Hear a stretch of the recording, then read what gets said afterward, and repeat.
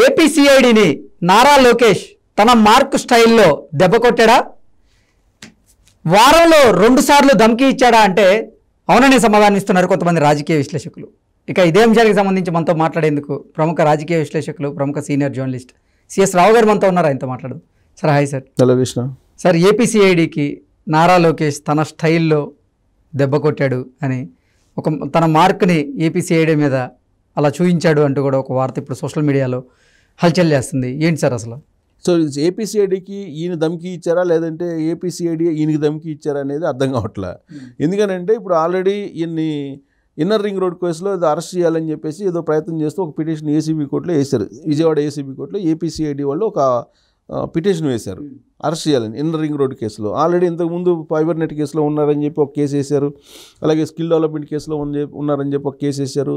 త్వరలో location arrest చేయబోతున్నాం అని చెప్పేసి రకరకాల ప్రచారాలు చేశారు. ఏపీసీఐడి అరెస్ట్ చేయబోతుంది త్వరలో అని చెప్పి. చంద్రబాబు నాయుడు అరెస్ట్ చేసినప్పుడు అదే జైల్లో లొకేషన్ కూడా అరెస్ట్ చేస్తాం, అరెస్ట్ చేసి లోపల పెట్టే అవకాశాలు ఉన్నాయని చెప్పి రకరకాలు చెప్పారు. అయితే సీన్ కట్ చేస్తే లోకేష్ తన టాలెంట్ ఏంటి, తన రాజకీయ పరిణితి ఎంత ఉందని చెప్పి మనం విశ్లేషణ చేసుకుంటే కనుక చంద్రబాబు నాయుడు రిమాండ్కి వెళ్ళిన తర్వాత ఆయన చేసినటువంటి ప్రయత్నాలు కానీ ఆయన చేసినటువంటి యాక్టివిటీస్ని కానీ చూస్తుంటే డెఫినెట్గా ఒక సీనియర్ పొలిటీషియన్ వ్యవహరించారని చెప్పి మనం భావించడానికి అవకాశం ఉంది. ఎందుకంటే స్కిల్ డెవలప్మెంట్ కేసులో చంద్రబాబు నాయుడు అరెస్ట్ అయిన తర్వాత ఇమీడియట్గా ఢిల్లీ వెళ్ళి లోకేష్ ఢిల్లీలో నేషనల్ మీడియాలో ఫేస్ చేశారు. స్కిల్ డెవలప్మెంట్ కేసులో నిజాలేంటి అనేదాన్ని నేషనల్ లెవెల్లో బాగా ఎక్స్పోజ్ చేశారు. సో అర్నబ్ గోస్వామి లాంటి వాళ్ళని సీనియర్ జర్నలిస్ట్ని ఫేస్ చేయడం అంటే మామూలు విషయం కాదు.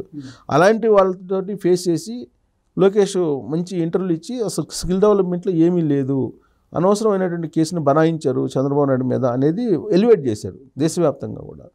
ఎలాగో రాష్ట్రంలో ఎలాగో అది ఎలివేట్ అవుతుంది, ఎందుకంటే లోకల్ మీడియా ఉంటుంది కాబట్టి లోకల్ మీడియా దీంట్లో వాస్తవాలు ఏంటి అనేది బయటపెడుతుంది. బట్ నేషనల్ మీడియాలో దేశవ్యాప్తంగా కూడా చంద్రబాబు నాయుడుకు ఉన్నటువంటి ఇమేజ్ ఏమాత్రం తగ్గకుండా లోకేష్ చాలా కీ రోల్ పోషించారు. ఆ తర్వాత అసలు లోకేష్ని అరెస్ట్ చేస్తున్నామని చెప్పేసి వాళ్ళు ఏపీసీఐడి రకరకాలుగా చెప్పడం జరిగింది. ఆ సందర్భంగా ఢిల్లీకి కూడా వెళ్ళారు. ఏపీసీఐడి ఢిల్లీకి కూడా వెళ్ళి ఆయనకు నోటీసులు కూడా ఇచ్చి రావడం జరిగింది. ఆ సందర్భంగా వాళ్ళని కూర్చోబెట్టి కాఫీలు ఇచ్చి పంపించారు. అది పెద్ద న్యూస్ అయింది. సో ఆ తర్వాత అసలు లోకేష్ రాడు, ఆంధ్రప్రదేశ్కి రారు, ఆంధ్రప్రదేశ్కి వస్తే అరెస్ట్ చేస్తాడు, అందుకే ఢిల్లీలో ఉండిపోయారు అది ఇది అని చెప్పి మాట్లాడారు. సరే, సీన్ కట్ చేస్తే ఆయన ఆంధ్రప్రదేశ్ వచ్చారు. ఆంధ్రప్రదేశ్ వచ్చి ఆయన పాదయాత్ర చేశారు. పాదయాత్ర చేసి విజయోత్సవ సభ కూడా జరుపుకున్నారు. ఇదంతా జరుగుతున్నటువంటి క్రమంలో ఈ కేసుకు సంబంధించి ఫైబర్ నెట్ కేసుకు సంబంధించి కానీ లేదంటే ఇన్నర్ రింగ్ రోడ్ కేసుకు సంబంధించి కానీ దోషులను ఎవరైతే ఉన్నారో నిందితులు వాళ్ళని ఈయనేదో మ్యానిపులేట్ చేస్తున్నారు, సో వాళ్ళ చేత వాళ్ళని బ్లాక్మెయిల్ చేస్తున్నారు అనేది ఒకటి. ఇంకోటి ఏంటంటే రెడ్ డైరీ అనేది విజయోత్సవ సభలో రెడ్ డైరీ అనే దాన్ని టాపిక్గా మారింది. చంద్రబాబు నాయుడుకి అందజేశారు.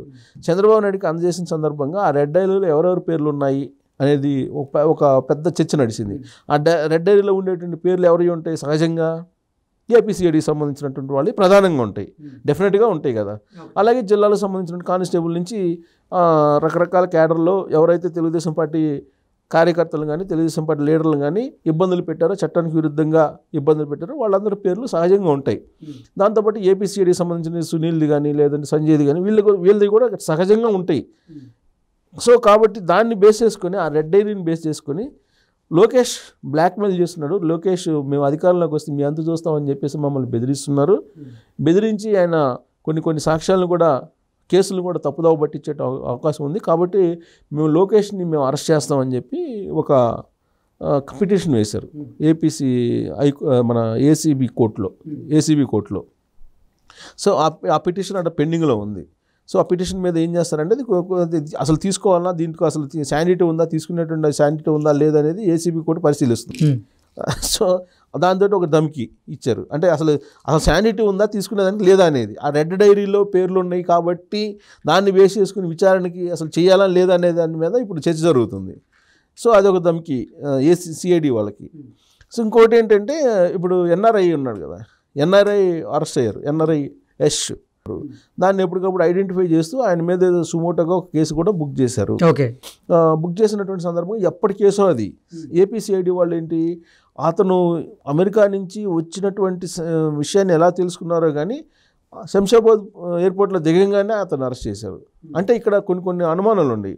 మొన్నటి వరకు ఏమనుకున్నామంటే రేవంత్ రెడ్డి ముఖ్యమంత్రి అయిన తర్వాత తెలంగాణ పోలీసులు ఆంధ్రప్రదేశ్ పోలీసుని ఎంటర్ కానివ్వరు, ఎంటర్ అయ్యే అవకాశం లేదు, కాబట్టి ఇక నుంచి తెలుగుదేశం పార్టీ వాళ్ళు ఫ్రీగా తెలంగాణలో ఉండొచ్చు అనేది ఒకటి. అంతకుముందు ఏంటంటే జగన్మోహన్ రెడ్డి అలాగే కేసీఆర్ ఇద్దరు ఒకటే కాబట్టి తెలంగాణ ఆంధ్ర పోలీసులు ఒకటయ్యి ఇప్పుడు రఘురామకృష్ణరాజు లాంటి వాళ్ళని అరెస్ట్ చేయించారు. అలాంటి పరిణామాలు ఈసారి ఉండకపోవచ్చు అని చెప్పి అనుకున్నారు. కానీ ఇప్పుడు ఎన్ఆర్ఐ యష్ని అరెస్ట్ చేసిన తర్వాత తెలంగాణ పోలీసులు ఇప్పటికి కూడా సహకారం అందిస్తున్నారు ఆంధ్రప్రదేశ్ పోలీసులకి అనేది అర్థమవుతుంది. ఎందుకంటే తెలంగాణ పోలీసులు తెలియకుండా శంషాబాద్ ఎయిర్పోర్ట్లో ఎలా అదుపులోకి తీసుకుంటారు ఎన్ఆర్ఐ యష్ని. ప్లస్ లుకౌట్ నోటీసు ఒకటి ఇవ్వడం జరిగింది. బట్ లుకౌట్ నోటీసు ఇచ్చినందువలన తెలంగాణ పోలీసులకి అనుమతి లేకుండా ఎయిర్పోర్ట్ నుంచి తీసుకెళ్లారా అనేది కూడా ఒకటి. అంటే తెలంగాణ పోలీసుల సంబంధం లేకుండా లుకౌట్ నోటీస్ ఉన్నప్పుడు ఎయిర్పోర్ట్లో పరిధిలో కాదు కాబట్టి ఎయిర్పోర్ట్ పరిధిలో తీసుకెళ్ళచ్చు అనుకుంటున్నా నేను. సో బహుశా నేను అనుకుంటా అది ఒక లుకౌట్ నోటీస్ పెండింగ్లో పెట్టారా లేకపోతే లుకౌట్ నోటీస్ ఇష్యూ చేసి అతన్ని అరెస్ట్ చేశారా అనేది ఒకటి తేలాల్సి ఉంది.